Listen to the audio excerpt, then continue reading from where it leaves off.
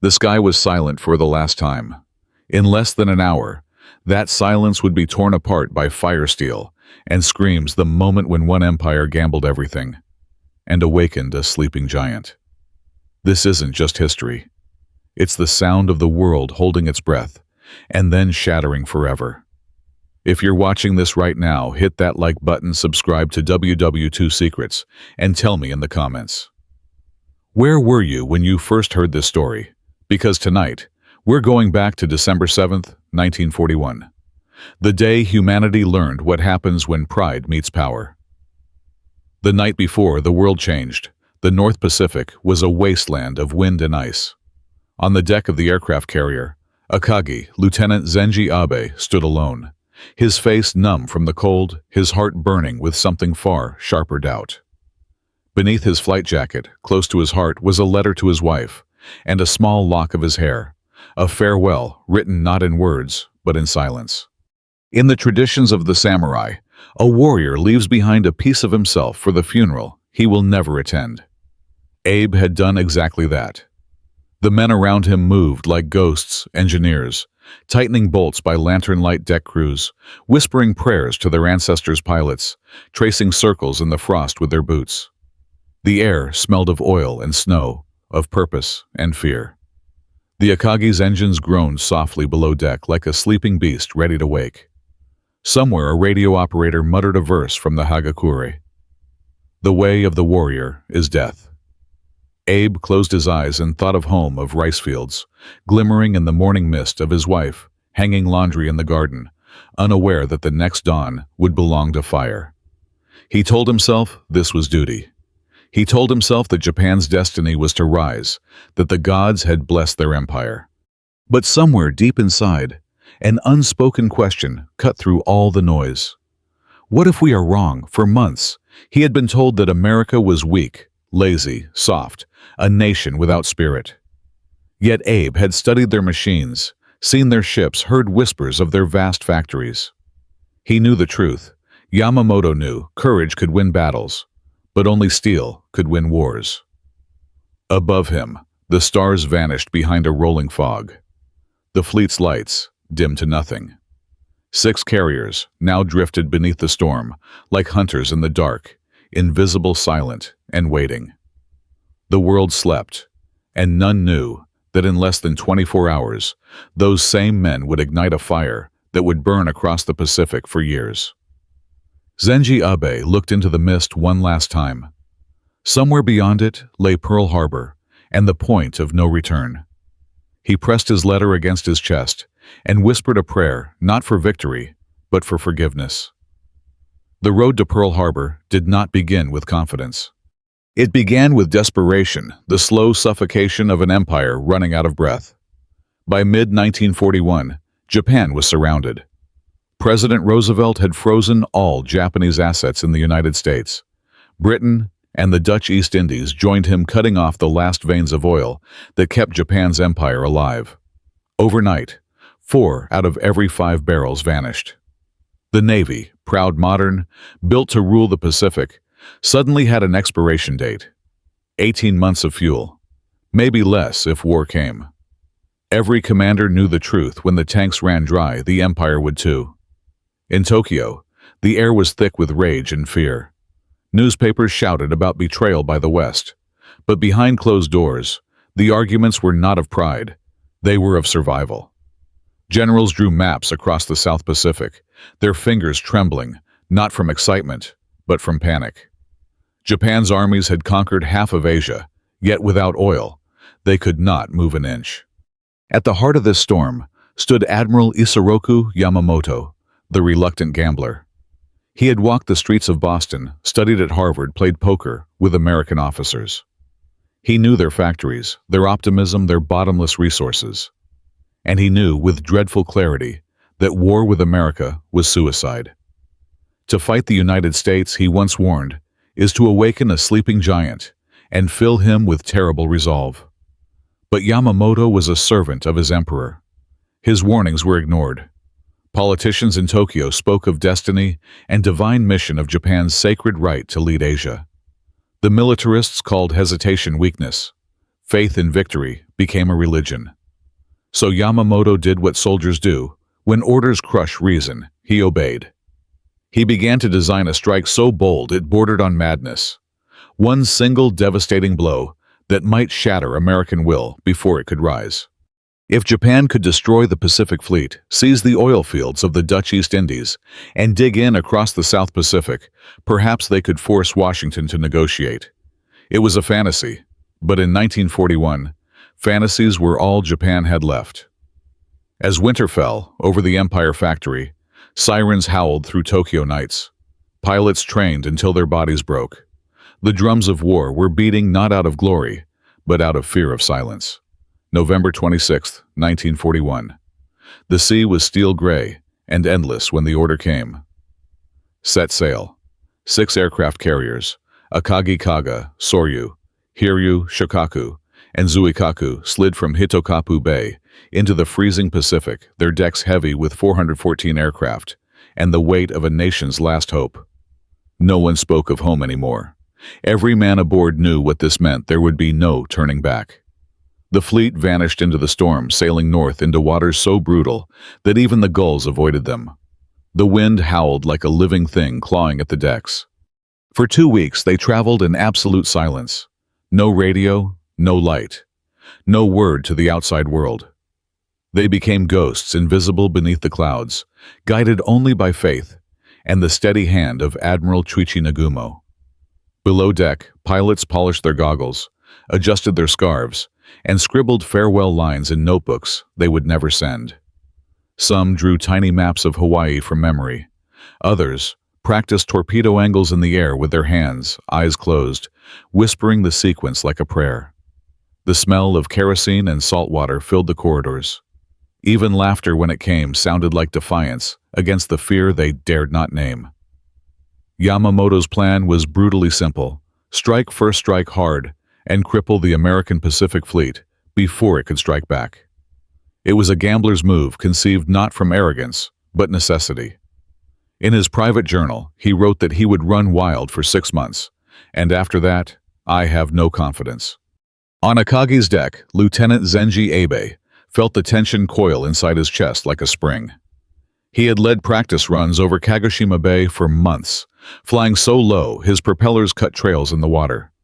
They had rehearsed until instinct replaced thought, until even death felt like routine. Now, the moment was almost here. Dawn crept over the horizon on December 7, 1941. The wind eased the sky, clearing into a pale, ghostly blue. Orders echoed down the corridor, all pilots to stations. Engines roared to life, a sound that shook every man to his bones. One by one, the aircraft rolled forward, wings gleaming in the half-light, carrying with them the fate of an empire. Commander Mitsuo Fuchida raised his hand, signaling the first wave. The carriers turned into the wind, and as the sun broke over the Pacific, hundreds of planes lifted into the sky, a black swarm heading east. Toward Hawaii, toward destiny. At 7:40 a.m., December 7, 1941, the island of Oahu was still half asleep. Church bells were ringing. Children chased pigeons near the harbor. American sailors polished brass rails under a warm Hawaiian sun, unaware that death was already screaming toward them from the sky. From the cockpit of his Nakajima B-5N torpedo bomber, Commander Mitsuo Fuchida peered through the clouds and saw at Pearl Harbor, laid out below, like a model waiting to burn. Battleships sat lined in neat rows, their decks glinting in the light. The Arizona, the Oklahoma, the West Virginia, all perfectly still. He fired a blue flare into the morning sky, the signal every Japanese pilot had been waiting for. Then came 3 words that would echo through history: Tora, Tora, Tora. Tiger, tiger, tiger. Complete surprise. The first bombs fell at 7:48 a.m. The world went silent and then exploded. Torpedoes ripped through calm water, smashing into the hulls of sleeping giants. The Arizona vanished in a single monstrous blast, a pillar of flame rising 1,000 feet high. Men were thrown from decks into burning oil, the harbor turning black and red with smoke and blood. On shore, American soldiers stumbled from their barracks, firing rifles into the sky, confused barefoot, some still in pajamas. Lieutenant Zenji Abe, flying in the second wave, felt the heat hit his cockpit like an open furnace. He could smell the burning oil, the salt, the metal. Below him, chaos ships ablaze, men diving into the water, explosions blooming like flowers of fire. He banked his plane, dropped his payload, and for a brief, horrifying moment, the harbor disappeared into flame. For 75 minutes, hell reigned over Hawaii. 403 Americans were killed. 4 battleships sunk, 4 more crippled. Nearly 200 aircraft destroyed before they could leave the ground. Japan lost only 29 planes. It was by every military measure a flawless victory. And yet, even in triumph, something was wrong. From his cockpit, Abe noticed what they hadn't hit: the massive oil tanks along the shore, the submarine base, the repair docks, and the American carriers Enterprise, Lexington, Saratoga, nowhere in sight. Fuchida begged Admiral Nagumo to launch a third strike to finish the job. Nagumo refused. Surprise was gone, and the fleet was vulnerable. As the Japanese turned back into the clouds, Abe looked once more at the inferno below. In that instant, the question that haunted him returned. What if this wasn't the end? What if this was only the beginning? The Pacific was on fire. The world would never sleep again. The fleet returned to Japan in triumph. The streets of Tokyo erupted in celebration, bells, ringing flags, waving, newspapers screaming. Decisive victory. Pilots were hailed as heroes, their names printed in gold on the front page. For a brief, burning moment, the Empire of Japan believed it had reshaped the world. But beneath the noise, a quiet unease lingered. Admiral Yamamoto read the victory reports in silence, his face pale, his hands still. He knew what others did not. Pearl Harbor had been a tactical masterpiece and a strategic catastrophe. The oil tanks, the dry docks, the repair facilities, all still stood. Within weeks, those very resources would allow America to rebuild the Pacific Fleet faster than Japan could imagine. On Akagi, the mood was darker. Lieutenant Zenji Abe and his comrades sat in silence drinking sake in the dim light of the mess hall. They spoke in half-whispers about the men they'd lost, about the ships that hadn't been where they were supposed to be, the missing American carriers that haunted every conversation. The sense of glory was already fading, replaced by something heavier. The awareness that the war they had begun would not end quickly, or well. In Washington, the shock was giving way to fury. Across America, enlistment lines stretched around entire city blocks. Newspapers carried a single word on their front pages: remember. Factories began working day and night, shipyards flooded with men and women who had never before seen the sea. The United States, once fractured and hesitant, had found a single purpose. Meanwhile, in Tokyo, victory speeches echoed through the Diet Building. Generals toasted to destiny. They could not hear the storm gathering across the ocean. Yamamoto tried to warn them again. We have won a great tactical victory, but we have also awakened a sleeping giant.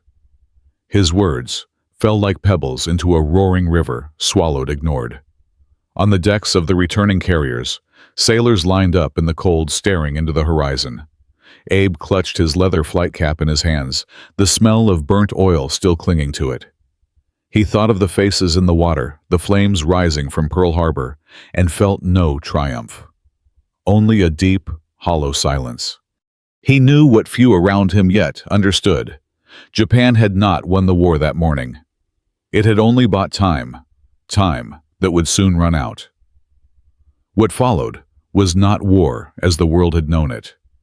It was something far larger, an avalanche of industry, a storm forged from steel and willpower. In 1941, Japan built just over 5,000 aircraft. That same year, America built nearly 20,000. By 1943, that number would double, factories roaring day and night like living beasts. The United States had turned its heartland into an arsenal. In Detroit, car assembly lines transformed into wings of bombers. At the Ford plant in Willow Run, a B-24 Liberator rolled out every 63 minutes, a rhythm of thunder and resolve. Across the nation, men left farms and offices. Women tied up their hair in scarves and took their place behind rivet guns. They built ships faster than Japan could sink them, vast gray hulls, sliding into the water 3 at a time. The Liberty ship, Robert E. Yamamoto, Perry, was constructed in 4 days and 15 hours, part engineering miracle, part message. We are coming. Admiral Yamamoto's worst fears were coming true in real time. While Japan celebrated its early victories, America was learning, adapting, accelerating. The Pacific became an assembly line of vengeance. By 1942, at the Battle of Midway, Japan lost 4 of its precious carriers, the heart of its navy. The USS Yorktown, though crippled, fought until it sank. In Tokyo, Yamamoto understood what that meant. The 6 months he had promised were over. And still, America's war machine was only warming up. By 1943, U.S. factories produced 16,000 aircraft every 2 months. Japan made that many in an entire year. The skies themselves turned American, filled with the growl of engines and the silver gleam of bombers stretching to the horizon. At the Battle of the Philippine Sea in 1944, 15 American carriers unleashed nearly 1,000 aircraft against Japan's dwindling force. Inexperienced Japanese pilots in outdated planes flew bravely, but they flew into a storm they could not survive. Explosions dotted the sky like dying stars. More than 350 Japanese planes fell in a single day. The Americans called it the Great Marianas Turkey Shoot. From the airfields of Japan, those who survived wrote home in despair. "Where are all these planes coming from?" one pilot asked. "We shoot them down and the sky fills again." The war that had begun with swords of honor and pride was now being crushed beneath the gears of industry. Machines replaced valor. Mass replaced mastery. And for Japan, a nation that had believed spirit could conquer steel, that truth was unbearable. By 1945, the empire that had once dreamed of ruling the Pacific was running on fumes and faith. Japan's oil reserves were gone, its navy scattered, its skies empty. The great carriers of Pearl Harbor, Akagikaga, Soryu, Hiryu, all lay at the bottom of the sea. The proud pilots who had once soared in perfect formation now climbed into cockpits with barely enough fuel for a one-way flight. The world began calling them what they had become: kamikaze, divine wind. Lieutenant Zenji Abe, one of the few who survived, returned to find his homeland unrecognizable. Cities reduced to skeletons of ash streets, filled with silence and hunger. Children carried buckets instead of toys. Old men sifted through rubble that used to be temples. And yet, even as defeat loomed, the nation clung to its illusions of honor. The high command still spoke of 100 million glorious deaths, even as the empire bled to death in slow motion. Then came August. Hiroshima, Nagasaki. 2 flashes of unnatural light that burned the air itself. In a single instant, entire cities vanished, not just buildings, but names, faces, families. The fires of Pearl Harbor had returned 1,000-fold. The storm Japan had unleashed had come home. Admiral Yamamoto never lived to see it. In 1943, American cryptanalysts intercepted his flight plan and shot down his plane over Bougainville. His death was quiet, the end of the man who had foreseen the tragedy, yet carried it out anyway. He had once said, "I can run wild for 6 months. After that, I have no confidence." He was right. 6 months of triumph, 4 years of ruin. By war's end, the United States had produced nearly 300,000 aircraft, 86,000 tanks, and over 2 million trucks. Japan's total production barely reached a fraction of that. No matter how brave, no matter how devoted, an empire of spirit could not withstand an empire of steel. Zenji Abe lived the rest of his life haunted by what he had seen. In interviews decades later, his voice would tremble when he spoke of that morning in 1941, the smoke, the flames, the certainty that they had won. "We believed we were striking a weak nation," he said softly. But instead, we awakened a sleeping giant and filled him with a terrible resolve. The lesson of Pearl Harbor was not simply one of war, but of blindness of men who mistook courage for destiny and pride for power. When Japan attacked America, it did not just challenge a navy. It challenged an idea that freedom once threatened could rise stronger than steel itself.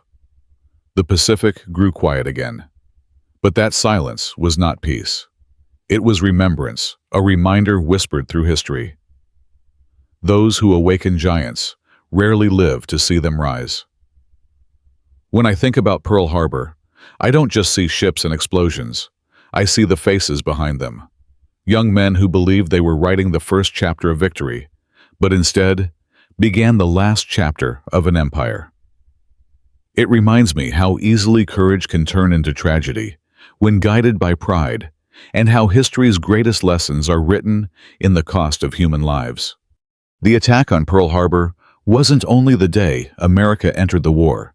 It was the moment the modern world woke up to the power of industry unity and resolve. Every explosion that morning was an echo of something larger, the truth that no nation, however proud, can escape the weight of its own choices. If this story moved you, take a second to subscribe to WW2 Secrets and share where you first heard about Pearl Harbor. Because remembering isn't just about the past, it's about making sure we never walk that same path again.